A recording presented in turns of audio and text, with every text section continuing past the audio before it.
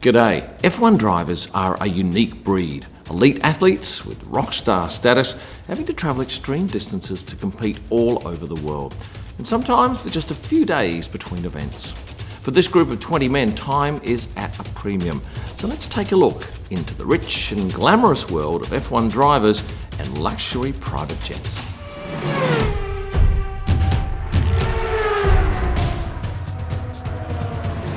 Private jets cost millions, sometimes tens of millions, but they're commonly used in the F1 world. There's only one driver with his own private jet. I'll get to him a little bit later, but it's not Lando Norris.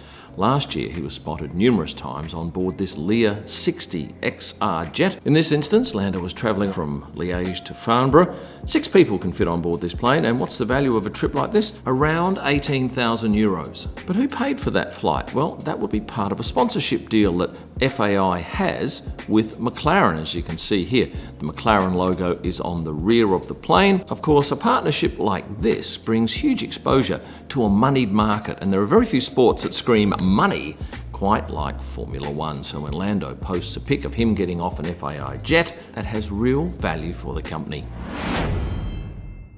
The Ferrari drivers fly private too. Not all flights, but certainly some, and more so in Europe. This is the 4th year that they've been in a partnership with VistaJet. So you'll see Charles and Carlos on jets like this 8-seat Bombardier Challenger 350. It's worth more than $20 million. Seats 8 and costs around $6,000 per hour to run. And with all of this international travel, many of the drivers use a VPN, like Surfshark, which I use. This is an app and a browser extension that allows me to position my device anywhere in the world. In some Middle Eastern countries, I can't get WhatsApp, I can't get Facebook. But a VPN like Surfshark gets around that problem. It also allows me to access a whole new array of content on streaming platforms like Netflix and Stan.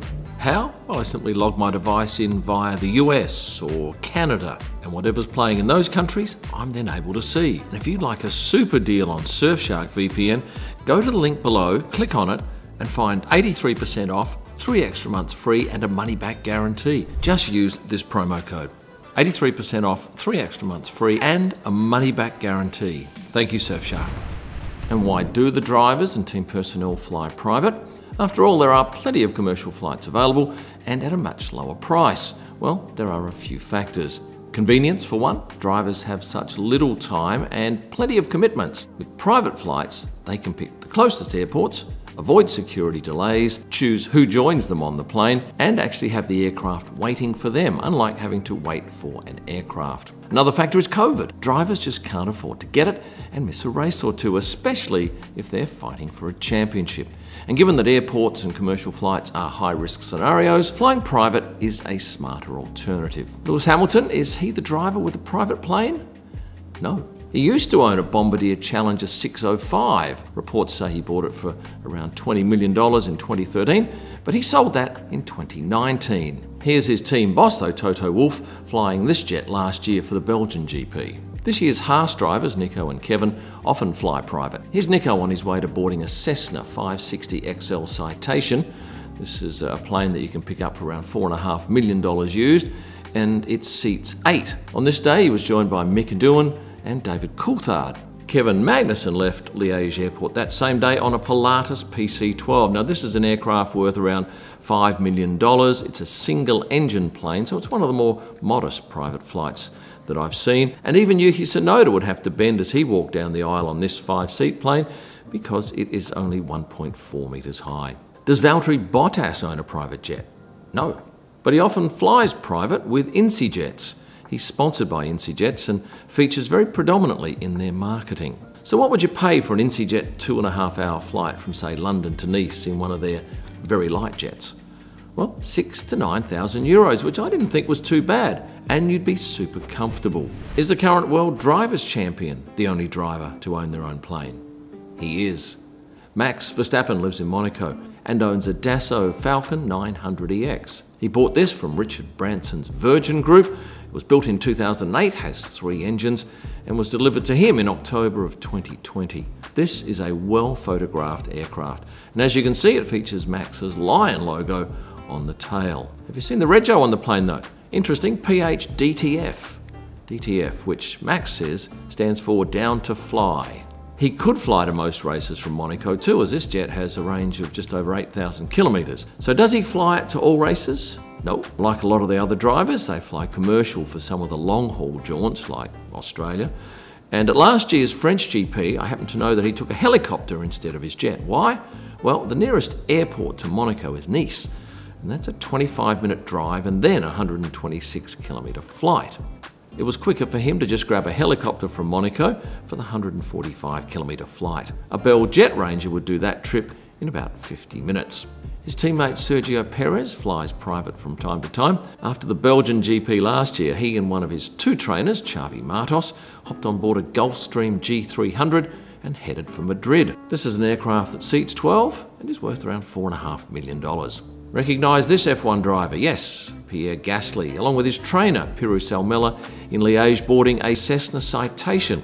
He was headed for Milan. How do I know all this? Well, it's simple. There's a video up online from Pitrix Plane Spotting, which details all of the private jets being used for last year's Belgian GP. And as any av geek would know, you can simply put in the registration number of a plane and Flight Radar will tell you where it's going. This aircraft's pretty good value too. You can find them online for sometimes less than $1 million. But AlphaTauri has their own jet. This 4-seat, $7 million Honda Jet Elite that was delivered to the team in September of 2020. And here's Pierre and Daniil on board with Alpha's team boss, Franz Tost. Of course, Honda is Red Bull's engine manufacturer, which no doubt would have played a big part in Red Bull selecting a Honda Jet. What about the Williams drivers? Do they fly private? Well, Alex sometimes hitches a ride with Max or Christian Horner, but during his time at Williams, Nicholas Latifi was rarely spotted on his dad's jet. Interestingly, Frank Williams had his own private jet for the team, but that was sold some years ago. But when COVID raised its head, charters were back in vogue for Williams for certainly some of the European races, and they would use a Titan Airways jet and leave from the Harrods terminal in Luton. But they shared those jets with other teams, Sky people, and even Netflix crew. Lance Stroll flies private, has done for almost his entire life, although I'm told he did fly commercial to Australia once in first class. His dad, Lawrence, has a Bombardier BD700 Global 6000. This was delivered in 2013 as a list price of around $60 million and a range of some 7,700 miles. This is a big jet and is often used by airlines on commercial flights. It costs around $9,000 an hour to run. In researching this video, I came across a lot of mentions of Fernando Alonso owning his own plane some years ago, but I spoke to Alberto, who works alongside the Spanish driver, and he told me that was never the case. He rents, and for the last couple of years, Fernando has flown with his personal sponsor, EMC Jet, where he's featured prominently on the company's website. Now, if you're like me, you'll be keen to see what flying private might cost. Let's take a London to Nice British Airways flight. You'll pay about $151 Australian in economy, that's about 100 euros, or 6 times extra for business. You could take an IncyJet's light plane for between 6,000 and 9,000 euros for the 2.5-hour flight. That'd work out to around 1,000 euros per person if you fill it up. Now,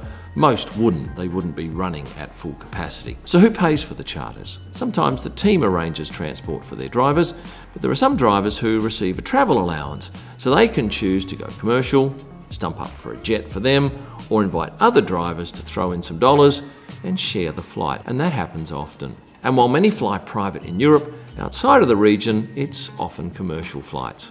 My flight from Bahrain to Jeddah last year saw a number of drivers seated near me on the flight, and I took a flight from Singapore to Japan once, and I reckon there were at least 7 drivers in the same cabin. And don't be surprised to see drivers in economy. I remember a German driver booking his flight late and settling for an economy seat on a 5-hour flight. F1's a rich man's sport, and private jets are an entrenched part of the sport. And despite the cries of it's not environmentally friendly, this type of travel is not going to disappear anytime soon. In fact, with the massive growth in the sport and the increased adulation for F1 drivers, I think you'll find that even more drivers will consider flying private. If you've enjoyed this video, please hit the like button, and I'm aware of some of you not actually being subscribers to my account. I'd love you to remedy that right now. You'll find all of my digital F1 images at prostarpics.com for a wide range of F1 merchandise, photo books, wall art, and signed prints from drivers and team principals, head to kimellman.com. And for my best images live from the track, and all during the week, go to Instagram and search @KimEllman. Thanks for watching. And stay passionate.